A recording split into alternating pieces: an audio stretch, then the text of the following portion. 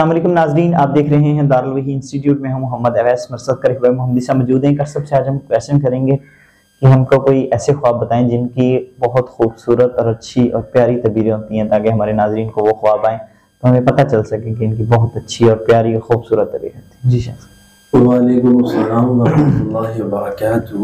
بسم اللہ الرحمن الرحیم۔ ایسا خواب کے اندر شہد کی مکھی دیکھ، جی بڑا ہی قیمتی خواب ہے۔ اللہ تعالیٰ نے شہد کی مکھی کی طرف وحی کی ہے۔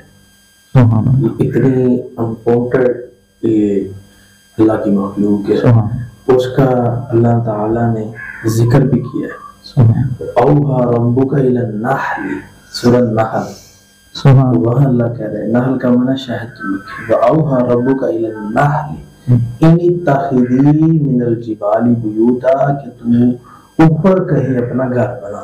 سبحان، اور اس کو ایک انجیکشن بھی دے دیا اللہ۔ تو اب یہ ہے کہ اس کی ذمہ داری ہے کہ پھولوں سے پھلوں سے رس نکالنا اور انسان کے لیے شفا والا شربت تیار کرنا۔ تو اب اس کو جو شخص دیکھتا ہے خواب میں، اس بندے کو کسی بندے سے نفع ملے گا۔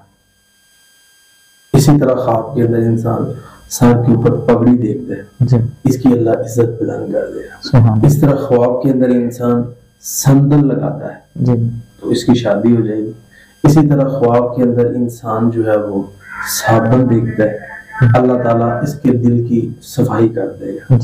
تو یہ تھے 4 خواب جن کی تعبیریں میں نے ناظرین کے سامنے رکھ دی۔ اچھا خواب اللہ کی طرف سے، برا خواب شیطان کی۔ قد صدقت الرؤيا إنا كذلك